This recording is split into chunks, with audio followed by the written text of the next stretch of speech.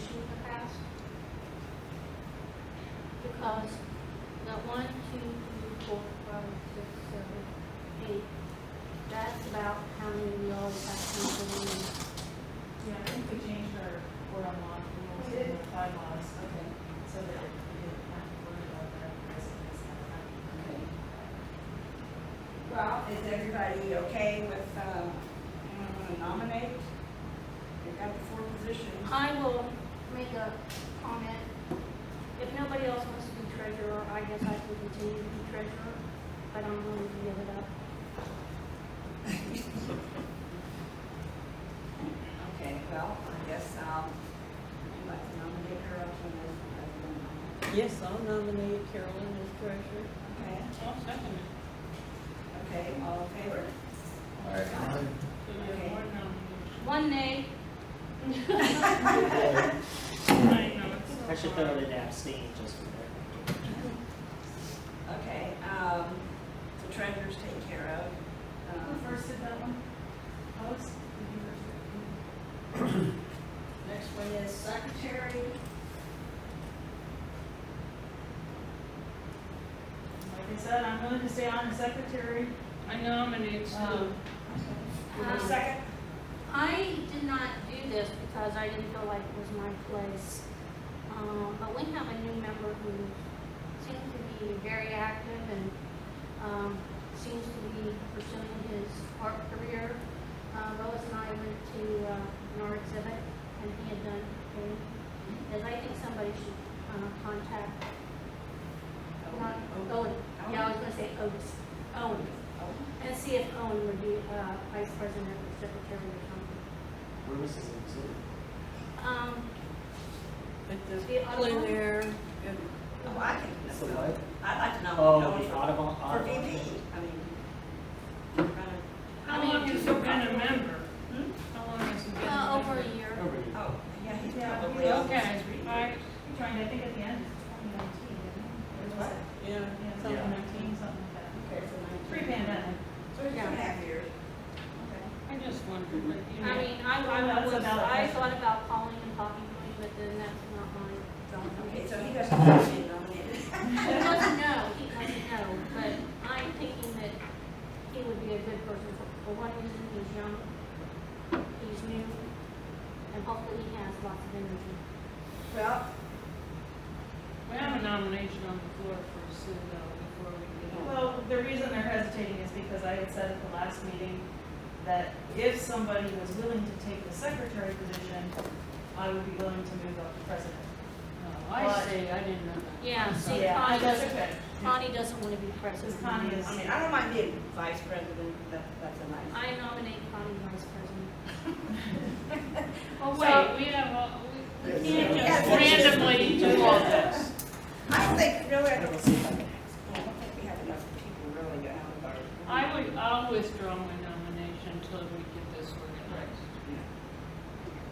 This, okay, we know that Carolyn will, she's the best treasurer we've ever had. I mean, she keeps us Well- organized. Well, Well, there's only been 2 of us. Well, we go back and forth, we could do co-treasurer. Oh, this is a bad time of year Yeah. to do this because it's vacation time and the weather and everything.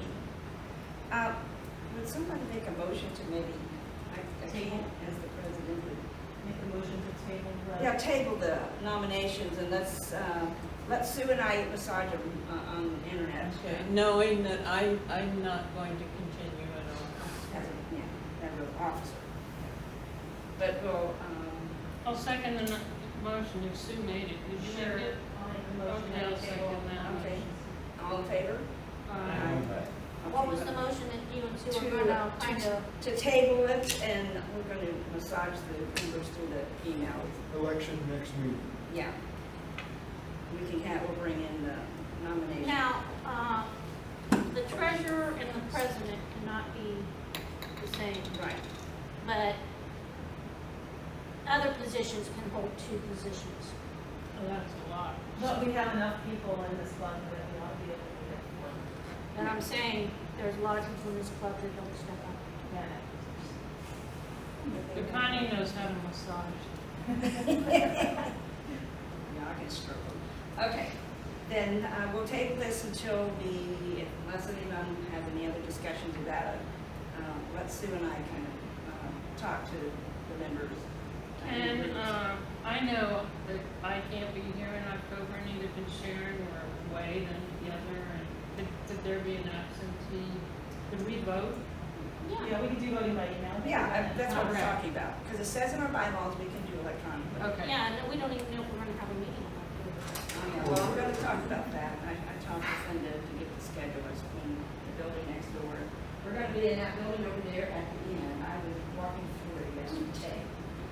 It's about the same size as this, a little bit bigger. So, but there's one office, the kitchen's open right now, so. Okay.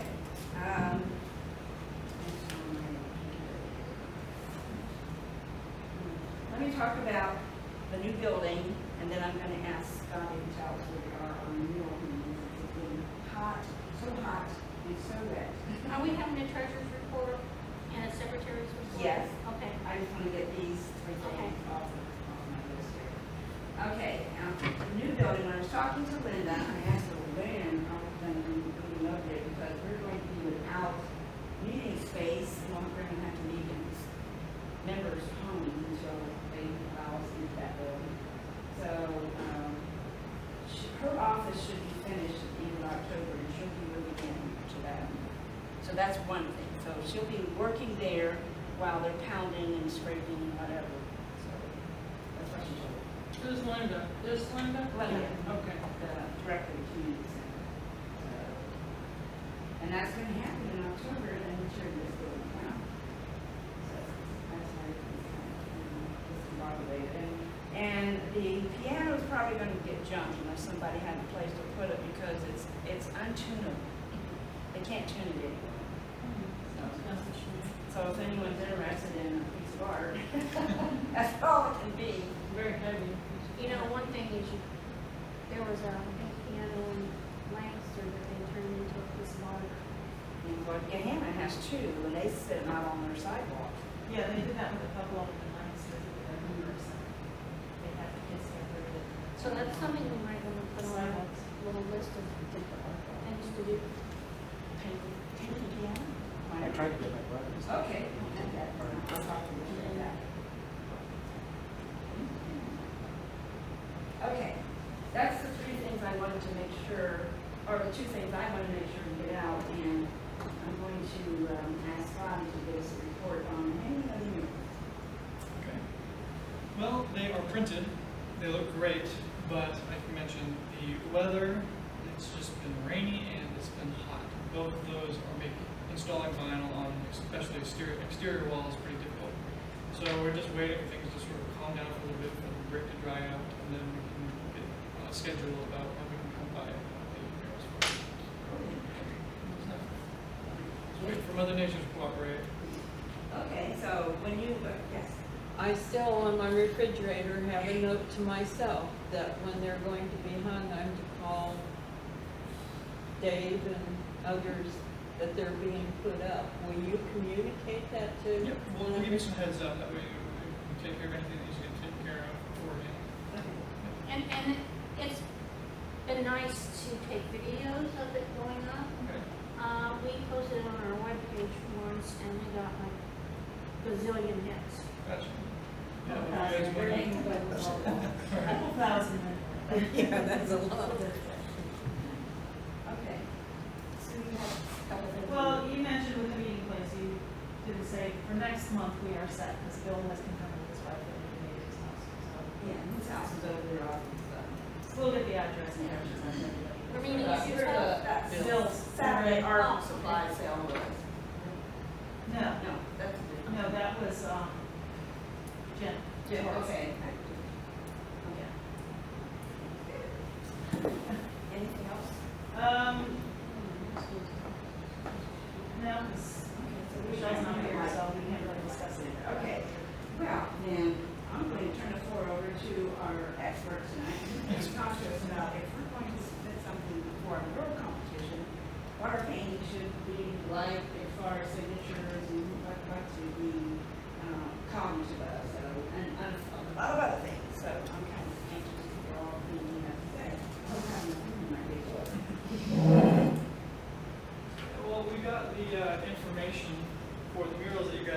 last year, and we got that very well. The resolution came out very good.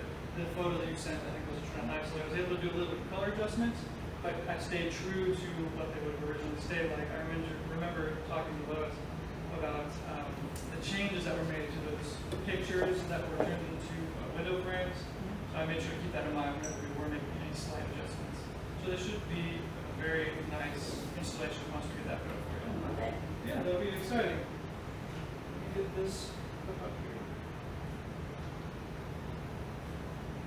So this is actually, doing this presentation is something I've been wanting to put together for a while. I'm actually hoping to be able to do a presentation over at Audubon University in their makerspace there. So that's an exciting opportunity to open up to me. But this presentation is basically going to be going over design thinking. And a lot of times whenever you have pieces of art and design, sometimes it can get a little confusing about what the distinction is between the two.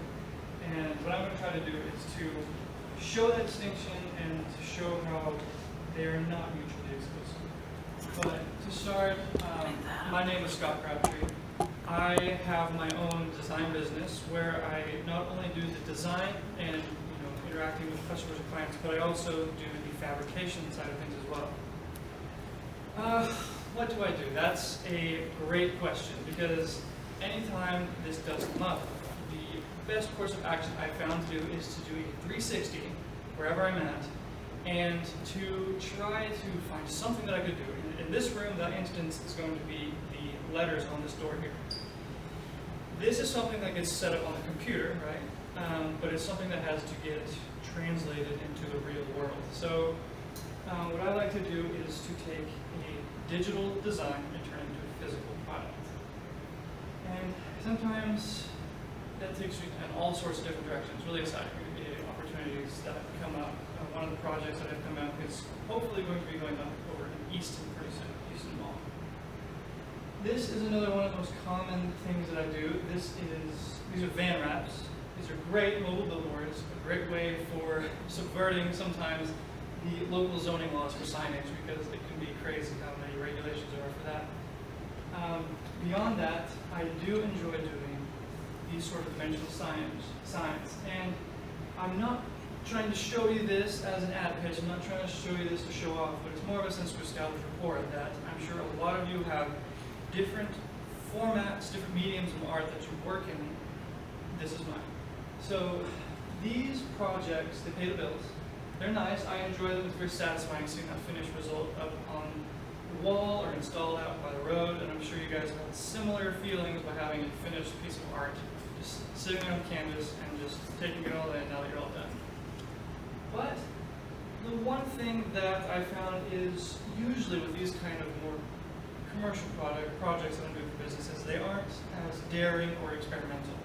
So that is where these projects come in. For me, these projects are closer to what I would call art, rather than being more of a utilitarian design, like an advertisement for a business.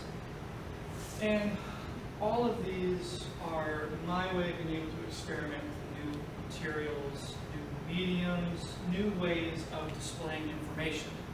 And I'll give you one example here. This was a logo I designed for a guy who had a power washing company. And this isn't painted on canvas, as you can see. But the 3D aspect of this is something I really enjoy and find really satisfying. I suppose you could consider this something closer to sculpture work. And whenever I use my CNC machine, which is basically a fancy Etch-a-Sketch, it is able to route out these letters and do these prismatic forms for giving unique effects to those letters, allowing it to shift based on the light and the environment. So these are the kinds of projects that I really enjoy doing, and it really gives me that sense of artistic satisfaction. Now, even though this is more the art form that I'm used to working in, that is not the only art form that I appreciate. I also appreciate the more traditional art forms. So this is an acrylic painting that I've done, a couple watercolors. The reason I'm showing these to you is to show that I do have appreciation for the traditional arts, and as a matter of fact, show you my favorite painting here. Have any of you ever seen this painting before? Yeah, I Okay. think they're worth it. This is a pretty popular painting, if only for the reason that it is really weird. So this is a painting called Son of Man by Rene Magritte. And, I mean, it's from the Surrealist movement. I mean, it's in the name, it's surreal. One thing that you have to know about this painting is that it has to do with the concept of perspective. That's why I'm bringing this up here. So whenever Rene painted this, he kind of gave some insight as to what he thought about whenever he was painting this. And that is to say that everything we see hides another thing. Okay. We always want to see what is hidden by what we see. There is an interest in that which is hidden and which the visible does not show us. Okay. That sounds like a whole lot of words, aren't really saying much, but let me try to break it down in a way that's a little more relevant to today. This apple is preventing us from being able to see the man's face. And the man, if it were an actual person, he would not be able to see us, obviously. And we cannot see the back side of the apple in the same way that the man is not able to see the other side of the apple. So just keep that in mind. The next information I'm going to go over is my perspective. I don't want to come across as if I am trying to define art and say this is art. This is the empirical definition of art. This is simply my perspective in how I view art and how that view affects my work and how I relate art to design. And so, I mean, with that in mind, what is art anyway? It seems very hard to come to a consensus on that definition.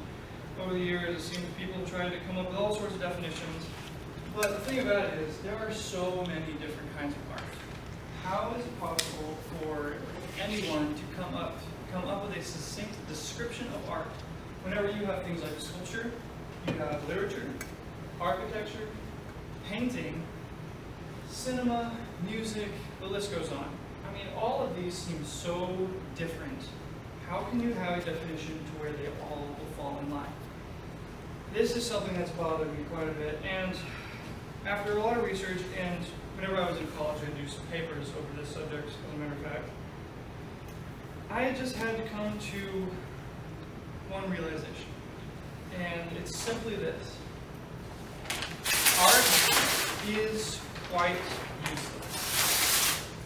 Now, why on earth would I come to an art guild and tell you that art is useless?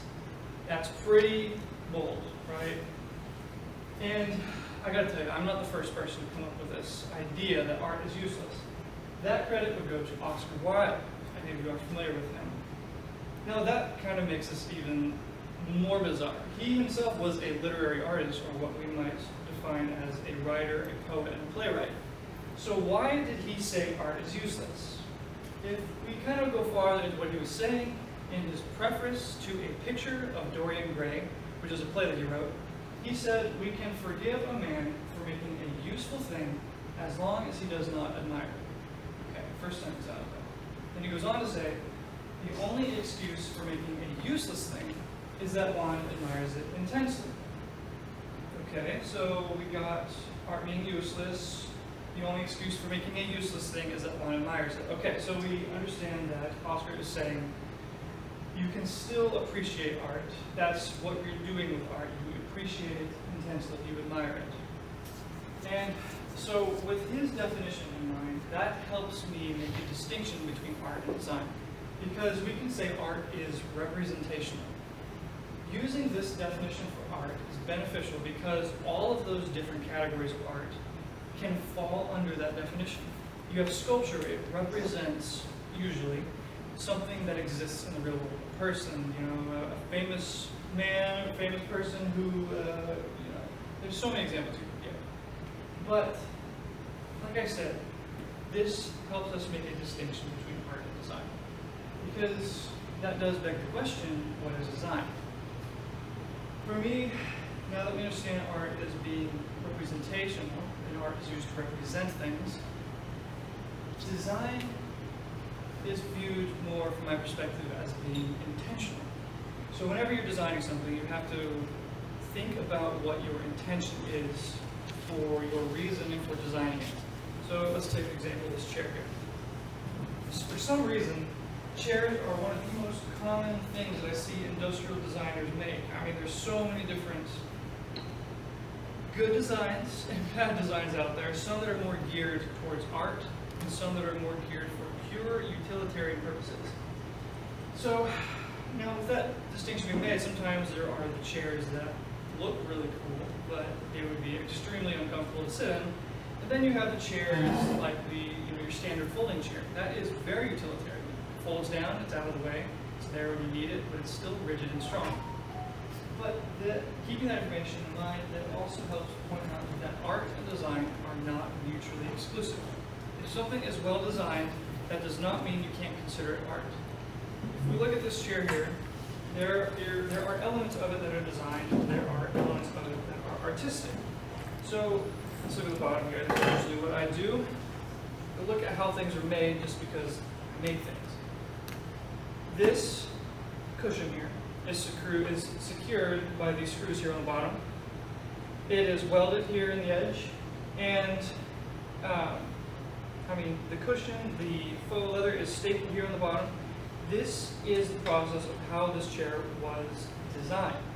The usefulness of it, making sure it won't fall apart on you. Understanding that a chair is meant to be sat on, and having this notch here means the chair is to be able to move conveniently with one hand. It's tilted in the back so that if you're sitting in the chair, your knee back is not going to collapse on you. These are all things that go into the consideration process, the design process of making a chair. And that goes to anything that is manufactured goes through this process of how is the item going to be used, where can it fail, and once that basic understanding is made, usually that's the point where the process moves on to the artistic side of things. That would fall under the color. So this is a cool effect here. I can't remember the name of this, but basically there's a two-tone pattern, a hammered effect to the surface of this, brown leather, even going so far as having a pattern imprinted on the leather whenever it is manufactured, since this isn't the genuine leather or whatnot. But that goes to show you how they are not mutually exclusive in the design process. Now, how does that information help us looking forward and not just looking at items that have already been made? Well, counterintuitively, whenever we look for solutions for problems that exist that don't have solutions, we can look back at the way other people have solved problems that they were faced with. Now, I'm going to share with you one of my most favorite designs. I don't bring this out very often, but let's see what we got here. You ready for this? This is one of my favorite designs. This is the Z-Roll ice cream scooper, basically the original. And it was a thing, when was this event? I wrote that down here. Let's see here. That's right, 1933 by Sherman Kelly. I mean, you can see this is in the Museum of Modern Art. Same thing. I mean, it really has not changed since whenever it was originally invented. There are so many features on here that are useful but not overbearing. You have a tapered handle so that whenever you're grabbing the ice cream, it's not likely to slip out. If anything, it's going to go forward. On the bottom, you have a cap that is color-coded to understanding the size of the blade here, so you know how many ounces of ice cream you get in a scoop. And one of the nicest features that most people I've brought this up with haven't realized, inside of this, there is literally antifreeze. What that does is whenever you're grabbing it, or if you're gripping it really hard, it causes your blood to flow your muscles. Well, that heat is conducted into the antifreeze and gets conducted down to the blade, which helps soften the ice cream in contact with the scooper, helping you scoop it out easier. Whenever, that's pretty interesting. So whenever Sherman invented this, the thing that really sparked his mind was he saw someone trying to scoop some ice cream out at an ice cream parlor, and they just have blisters all over their hand. So he just saw a problem, tried to think through processes of making a solution for that problem.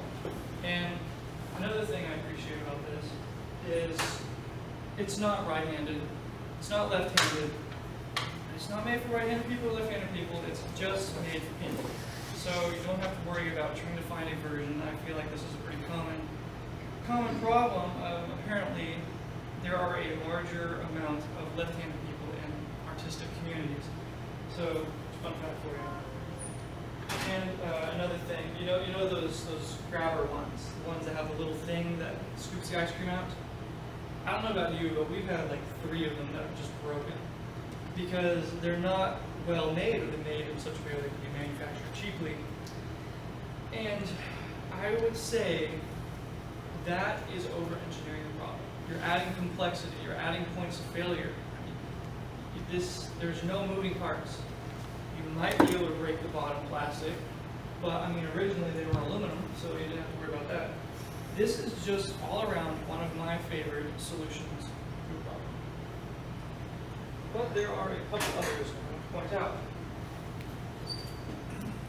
How many of you have seen one of these? These are one of the most iconic thermostats there is. I mean, they made so many of these. They were invented by Henry Dreyfus. I don't know if I'm pronouncing that right, but in 1941, he made this for the Honeywell company. And there are an interesting amount of design considerations taken in there. One thing that Henry was frustrated by was the older square thermostats. They were very commonly installed crooked. I mean, I don't know, it must have been enough of a problem that frustrated him to the point where he decided to make his own thermostat. And so the base of this that you mount onto the wall has a spot where you can level it out, but it also has places where you can adjust the rotation once the face is applied. And it's round, so you don't have to worry about being square with the walls or anything. And a fact that I learned whenever I was writing this up was apparently this finish here on the original Honeywell thermostat was not intended to be left in that brass color. It was actually finished in such a way where you could paint it to match the interior of your house. So, the more you know. In 1941, these things are still around. Whenever we moved into, I have a day job doing similar items to what I do for my own business. But whenever we moved into our new location this February, they had one of these in there, so they're still in use. They're not going away anytime soon. And so much so that the design was successful to the point of Google even making more modern thermostats following those same design principles, where you can adjust it by grabbing the outside, you don't have to fiddle with buttons, very easy to interact with if it's dark and trying to adjust the temperature at night. And they realized the good design that having a circle was for interacting with something that you needed to control with your hand. Same thing with your dials and your car knobs. This is one of my other favorite designed items. The simple Bic crystal pen. Now, this was invented in 1943 by a reporter who was frustrated with fountain pens. Now, you can imagine, you put that in your pocket, how often was that a TV trope where the guy does something and the pen explodes in his pocket, right? Well, this was meant to be the solution to that. Originally, the ink was very fluid, and that is what caused it to leak so easily. So basically, they made a special formula for the ink that was a little more viscous. And the original inventor, realized that printing presses at the time used a special roller to roll ink off of a platen, and then put that onto the linotype or similar devices with the wooden block type, stamp it onto the paper. So he wanted to take that same principle and apply it to just a standard writing utensil. This was a lot more difficult than he bargained for, because they had the hardest time manufacturing the ball with the tolerances needed so that the ink didn't leak out. Eventually they ended up coming up with a process that involved using tungsten of all things, which that's what you use to make super hard metals that you grout materials out like this. Like I have tungsten carbide bits for my CNC machine. But they use tungsten for these balls, and they seem to work very successfully. And I mean, the rest is history. They sell, I think it said, 60 of these every second. They're still in production. And I mean, so simple. They have the octagon edges, similar to a pencil, so it kind of refers back to something people were used to. It has the hole on the cap, which is actually laid after. The holes on the side are actually to prevent there from being a vacuum that would cause the ink to get clogged and not flow as easily. So a lot of little details that you wouldn't think about, those small little changes have a big impact on the overall usability of the design. You see this vision, there's someone out at 1 o'clock in the room trying to figure out, okay, we need another hole over here. Yeah, exactly. Why isn't this working? Oh, man. Okay, so I've given you 3 examples of what I consider a good design to be. Now, what about bad design? What is the worst thing that could happen with bad design?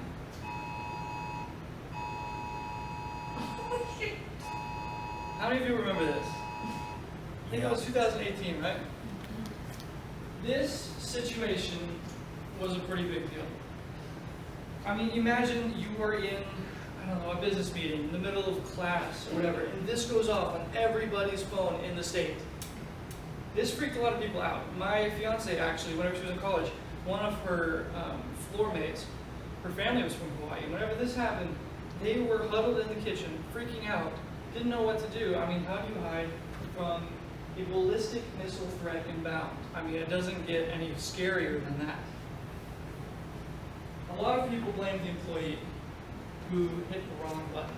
And that seems to be a logical way to, blame somebody for this. But let me show you something. This is the design of the layout on the screen. This is terrible. This is just a bunch of hyperlinks. Why the drill was in there with the actual live test is beyond me. This is not a good design, and you can see whenever design is not properly taken into consideration, whenever these sorts of systems are set up, the results they have been catastrophic. So this is one example, and this obviously isn't a super artistic thing, but the design process, thinking of how that interface is going to be used, how likely human failure was going to occur, by just simply taking those things into consideration and separating, adding a secondary step of verification, or whenever you click a button, this whole issue probably could have been avoided. Now, one of the next issues, not so serious, but it still had a bit of a social impact. 2017 Oscars. Does anybody remember what happened there? Basically, I mean, who watches the Oscars anyways, but it was very awkward. I'll put it this way. They read the wrong name. They read the wrong name whenever they were announcing the award for Best Picture. This is what the cards look like. This was the correct card. Now, if you look at these tags here, the name of the winner, Moonlight, that was who the winner was supposed to be. But what's this? These were extra details, not necessary in the announcement process. Oscars, why is that even there? I mean, it's not like they're going to think they're at the county fair all of a sudden. And on the very bottom, that tiny picture, that tiny, tiny text you can barely read, that was the category label. This is the card that was supposed to have been read. But what actually happened was they had 2 sets of cards. One was in a briefcase on this side of the stage, one was in the other. The person who was in charge of relaying the next card was on their phone. They were tweeting. And because of that, they accidentally handed the host the wrong card, who in turn read the name, and there wasn't good hierarchy. I mean, it's one thing if you were able to see the hierarchy and very quickly understand this is the wrong card. But because this hierarchy of information, how this is designed, because it wasn't done very well, the issue was not rectified in the way that would have been better. Because the issue did happen. You got the wrong card. But if this was laid out differently, that error could have been made more obvious. Now let's get really serious. What happens whenever bad design goes south? Whenever design is not really taken into consideration. 3 Mile Island. That was pretty freaky, right? This completely changed public opinion on nuclear power in the U.S. And one of the things that contributed to the seriousness of the event was, granted, there was an issue. There was an issue that occurred in the reactor. It wasn't necessarily due to bad design, but the response to that issue was severely lacking because the clarity of the system information was very low. By that I mean, let's take a look back at this. Look at all this. I mean, I don't even know where to begin. You have levers, you have screens, you have dials, you have indicator lights, you have alarms. I mean, one alarm goes off. Where do you look? There isn't a concise place to look to see what the issue is. You have to hear a random alarm. You have to hopefully understand what that alarm is referencing, be it a flow irregularity, coolant issue. You have to know where to look after that point. But some of these indicator lights for the 3 Mile Island control room, you would think green good, red bad, right? Well, a lot of them weren't as simple. Sometimes they were supposed to be green, sometimes they were supposed to be red. So whenever you're looking at a whole room trying to figure out what's wrong, you're not looking for the red light. You're looking for the light that isn't what it should be. And that can be very confusing. I mean, that's exactly what happened. Because they couldn't discern what the issue was, there were so many different kinds of alarms going off, they weren't able to prioritize which issue was most important and needed to be addressed first. And that fact is what led to the poor timing in response to the incident. What is a little more scary, though, is this wasn't the only instance with a nuclear failure. Fermi 1 up in Michigan. This actually happened before the 3 Mile Island incident, but I don't think it's as popular. I don't think as many people know about it. Now this one could have been bad. This incident actually caused the writing of a book and the writing of a song, both named "We Almost Lost Detroit." And that is a pretty accurate description as to what almost happened. The whole incident only lasted about 20 minutes. But here you can see, this is the whole facility. This is where the fuel was stored. And this is basically more of a before look where the issue occurred. And here is where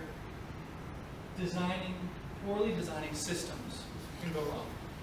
At the very last minute, they decided to add a flow regulator into one of the pipes for the coolant as just a precautionary measure to make sure no failures occurred, causing damage to the fuel cell itself, and making sure that coolant was always flowing. Well, when the incident first occurred, they had no idea what was going on. No idea. They weren't able to open it up and take a look at it for at least a year after. I think it was actually more like 2 or 3 years because everything had to cool down. And what they found out, the flow regulator, the thing that was supposed to stop any sort of, stuff getting caught in the line, broke. The thing that was designed to prevent failure caused failure. And sometimes whenever you have systems that are this complex, instead of preparing for failure, or you need to prepare for failure rather than trying to prevent failure. So, a very easy example of this would be concrete. You know these lines here in concrete?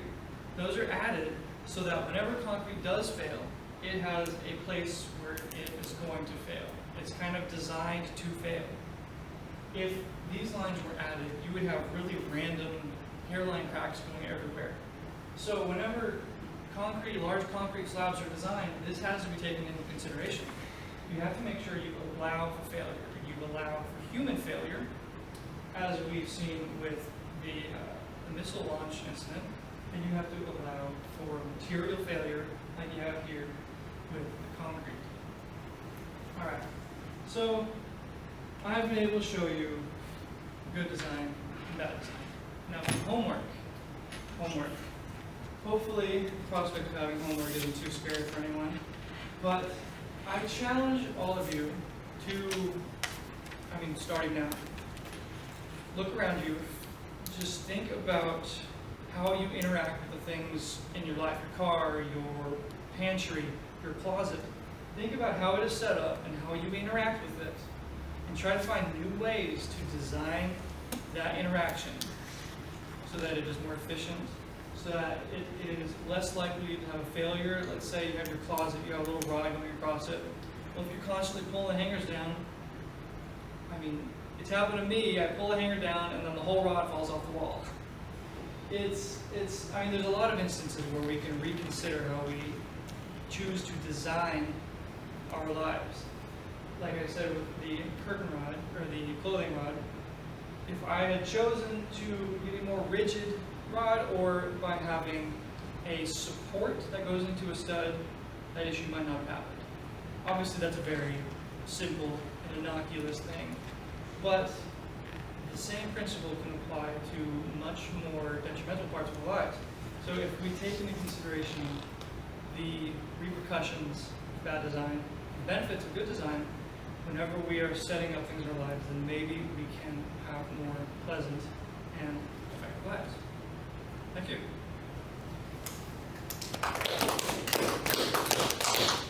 Any questions? What's your background? What was that? What's your background? Well, I have always been someone who worked with my hands, so I've always liked making things. I have a little picture of me as a little kid with a hammer just beating away on my dad's workbench. Yeah, this little block of wood. So I guess it's always been my nature to be curious, to want to know how things are made, to appreciate just the process of making things.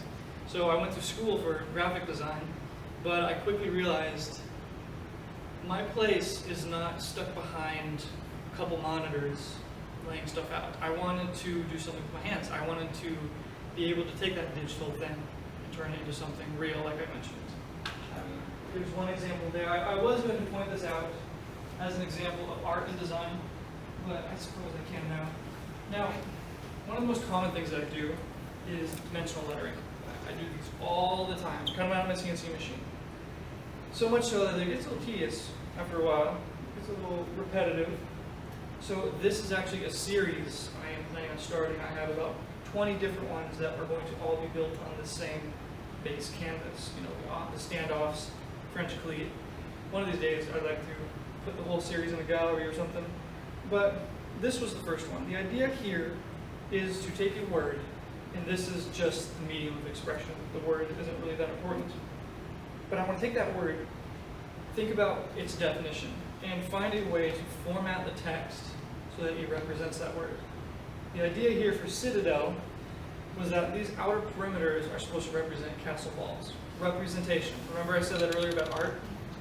How I chose these letters, how I chose to make these letters look is me deciding the artistic impact of the piece. The design is this. It's this whole thing. This is the design. My intention was to have a standard way of presenting the series, and so I have consistent measurements for the base. I have consistent measurement for the standoffs. I have consistent measurement for the French cleat on the top, so whenever I line them all up, they'll be nice and consistent, nice and straight. And, I mean, the design, the intention is for conveying information, obviously, with text. So, if that is done effectively, it's good design. If it looks good, if it represents the idea well, it's good art. So that's kind of the mentality that I work with whenever I'm creating pieces that I do. How do you take something like that and translate it into like one of your paintings? Gotcha. Well, so if we think about art being, making it represent, I mean, I feel like it's a little, painting is, let me go back to the picture here.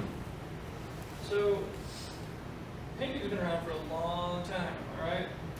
All the way back in the caves in Lascaux, or how do you say that? Not Lascaux. You're familiar with the hand painting? Some old cave drawings. I never remember how to I say it. understand that. Okay, so these paintings, they represent something. Obviously, very obviously, a deer, right? A picturesque landscape, sci-fi landscape, really. Cat from the window, and actually these panels, this is a greeting card. These panels are cut out, and then you have a secondary watercolor painting on the inside. It's kind of more of an abstract scene. And this is The idea was more of an industrial sketch, but you know, a camera, that's what I'm representing here. Now in this example, there is too much design. But whenever you have to think about where those pieces are going to be installed, for instance in a gallery, you have to think about the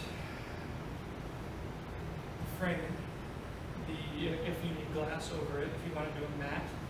Sometimes those decisions need to be based around design thinking. You need to make sure that you use an acid-free mat, for instance. You need to sometimes use special museum-grade glass that has low reflection. You want to make sure that your frame matches the feeling, emotion of your painting. You don't want to have like a multicolored frame for this landscape. It just doesn't match. So those are some of the thought processes that go, and I guess this would probably be a good example for more of the design, the card, the intention. The intention is to be a medium of expressing information, right? Something to be able to give to someone. So I had to format the artwork in such a way where it conformed to the medium, the card. It was a watercolor card, but I had to make sure that I wasn't oversaturating it and it was going to get all warped. The card, I had to make sure that this line here in the middle was thick enough that whenever I cut out the windows, it wasn't going to be easily torn. I had to make sure that where I placed the painting on the inside was properly framed by the window, while also being visually interesting in itself. So those are some of the decisions that can be involving both art and design in traditional painting and artwork. Excuse me, Yeah. I'm going back to your training. Okay. Okay, you were done with graphic design, you're Gotcha. in college. You want to work with your hands. Did you quit college? I didn't quit college. Did you go into industrial design or something like that? Or? No, I did stick with graphic design when I was in college. Okay. But it's kind of funny. By the time I got to my senior year, my work, my portfolio of work was, here's all the other students in the program, and then there's me. I have a picture here. Let's see if I can pull this up. Basically, at the end of everybody's college career, they have a portfolio show that they do right before they graduate. And for most people,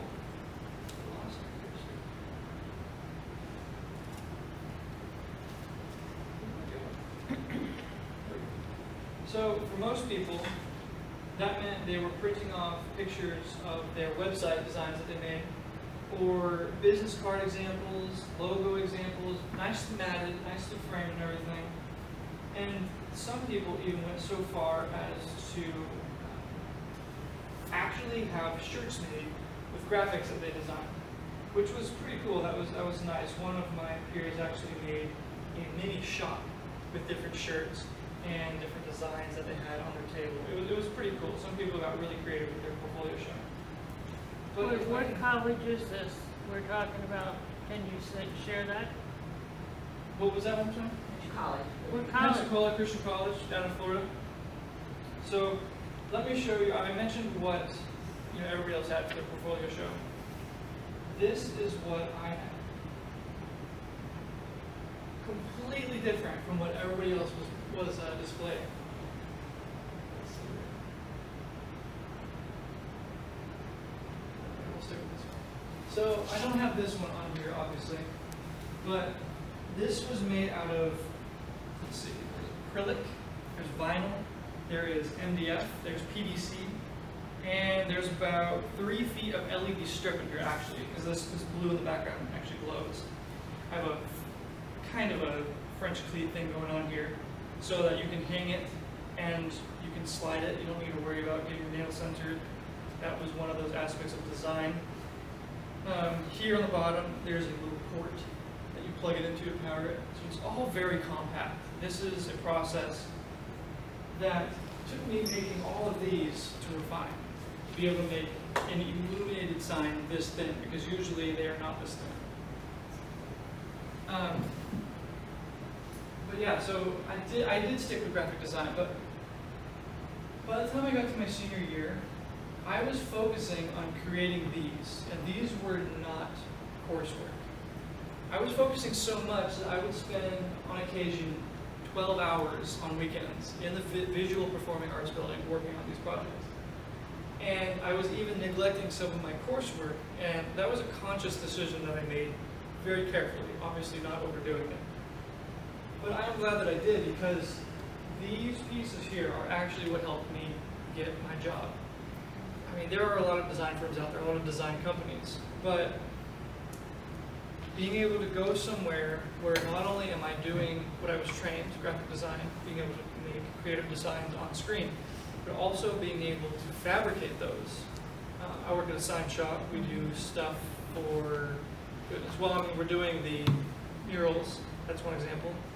We've done dimensional signs all over Ohio, a bunch of stuff in New Albany. So being able to have this portfolio of work allowed me to find the job that I was looking for.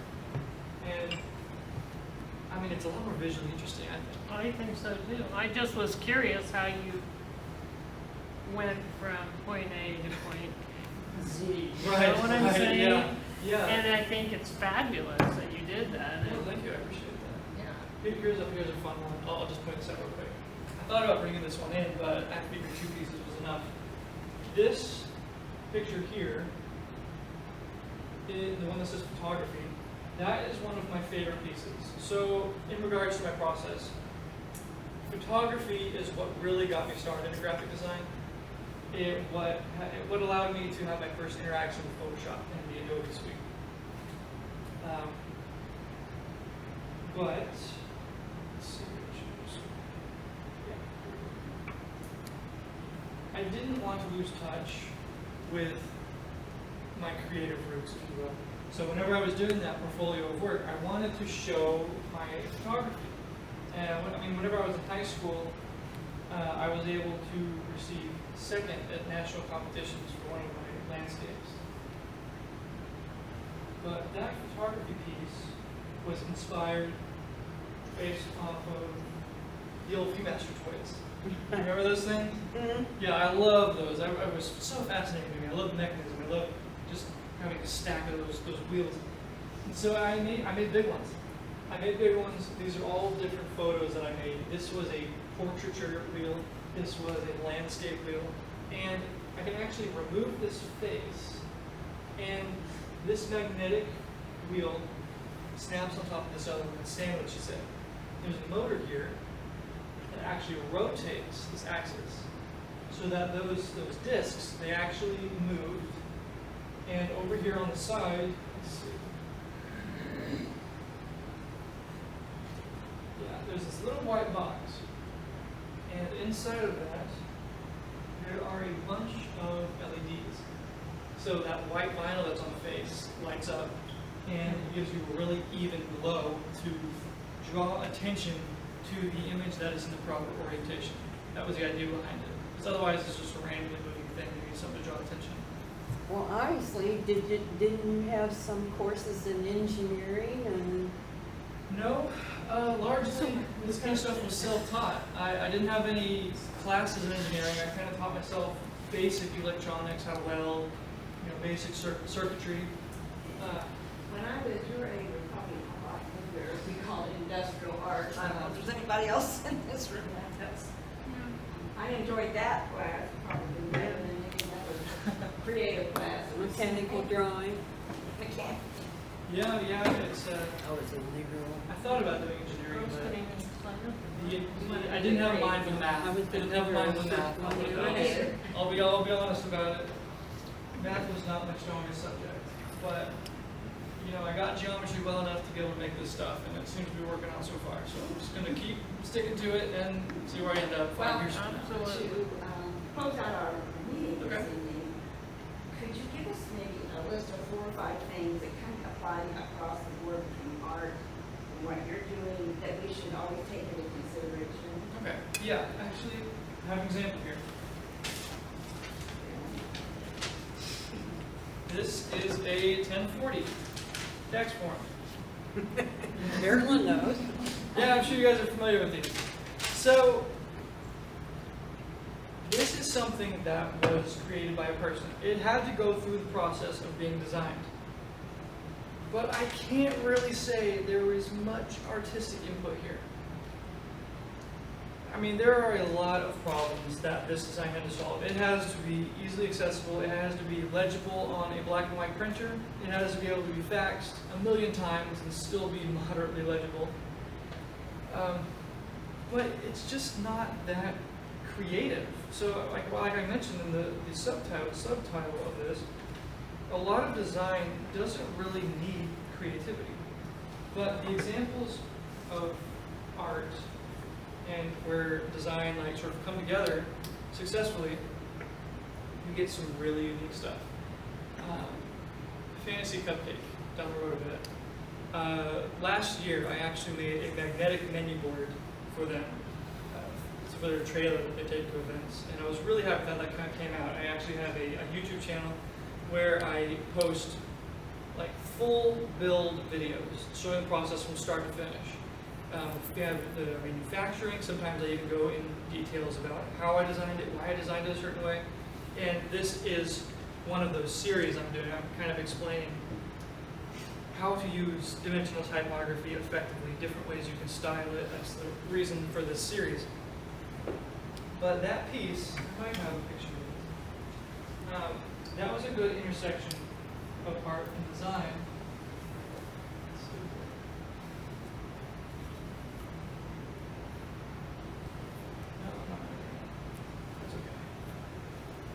But there are a lot of good examples. So right now in Easton, this project, this big project I'm working on right now, tonight, matter of fact, tonight I have to order 600 square feet of this material called Ultra Board in 12 sheets of 5 by 10. It's half-inch thick. It's polystyrene on one face, polystyrene on the other, and basically a special kind of foam in the middle. And there's a new storefront going up called Boss Gal, I think that's what it is. It's a salon. And I was contacted by a makerspace over in Worthington who wanted my help with the project. It looks really cool.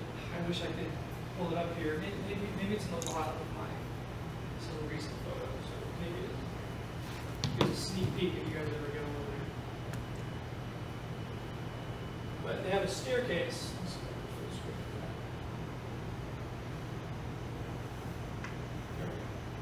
So they have a staircase there on the back of the store. And it's a 15 by 20 foot wall. And I'll kind of point out the intersection of art and design here. They want a 3D effect, like this mock-up here.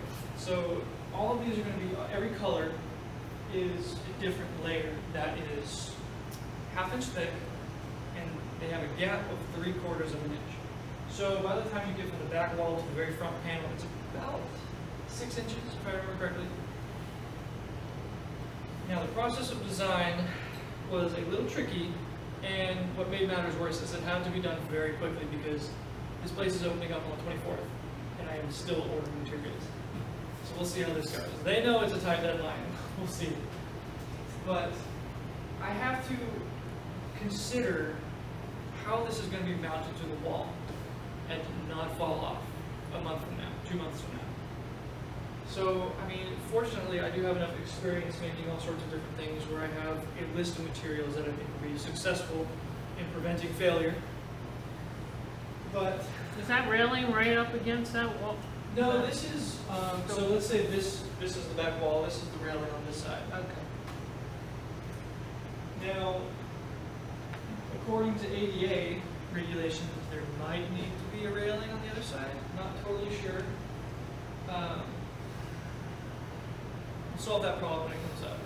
It's one of those things, the only way this project is going to be completed is if you just go gung-ho and start with what you got and just deal with things as they come up. Sometimes that's the only way things get done.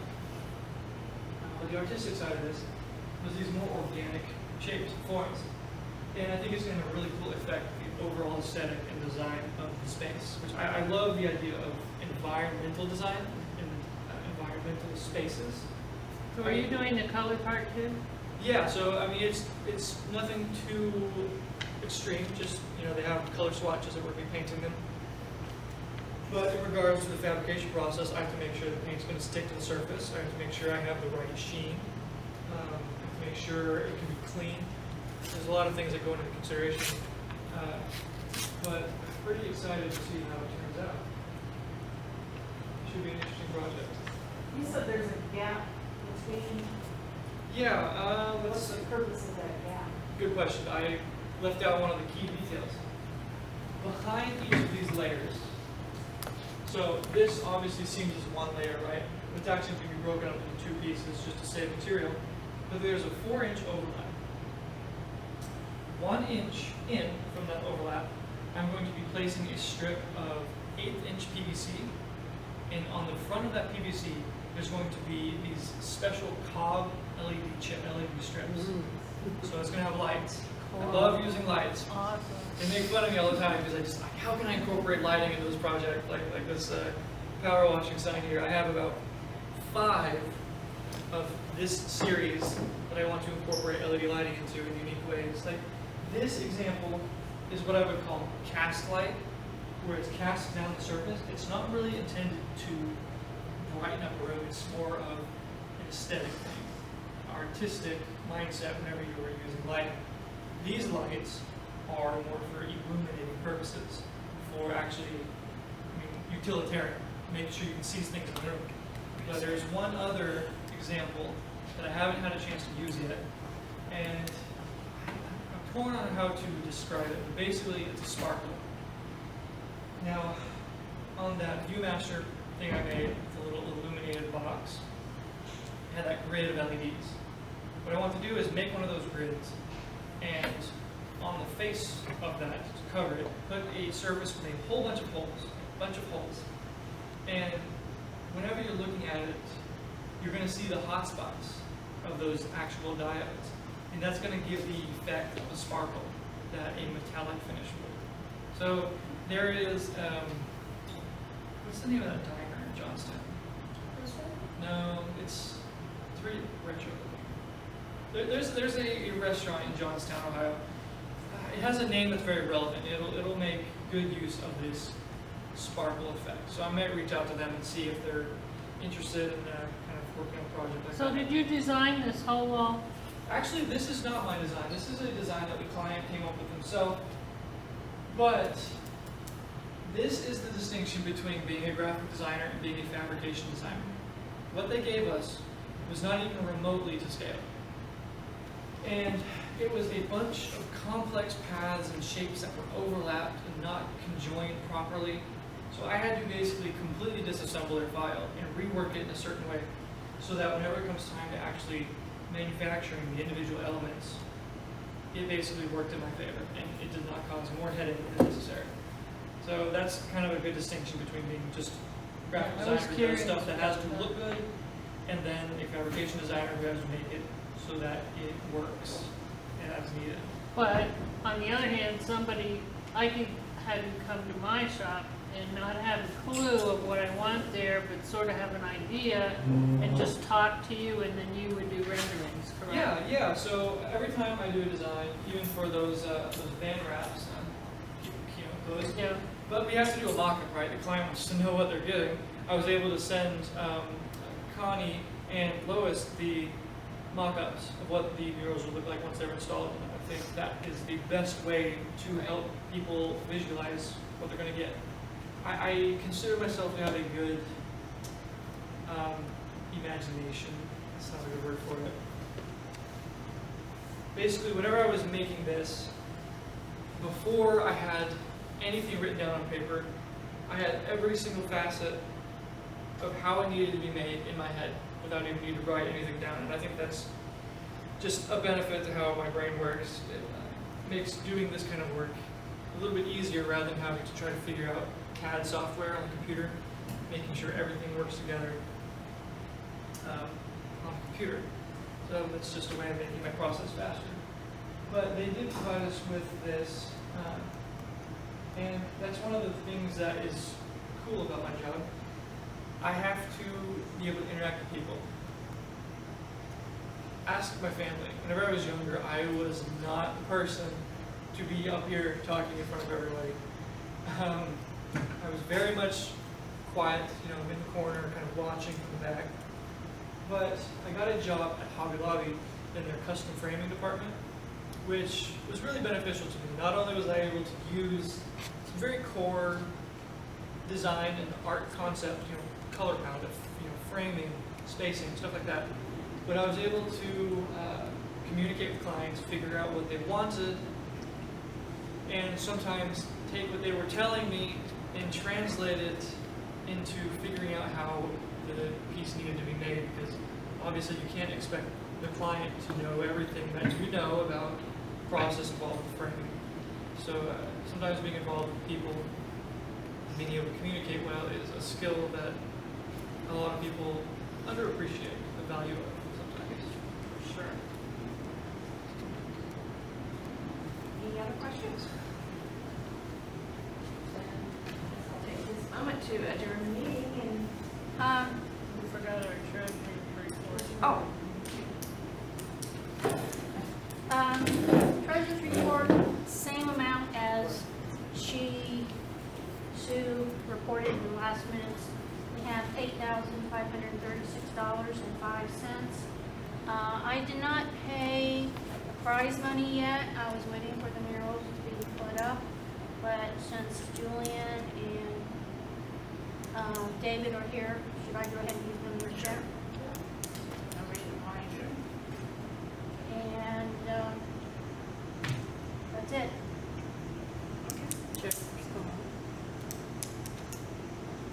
Okay, well, then I'll adjourn the meeting, and anybody who has some specific questions over and above what we've already asked, while we're putting the table.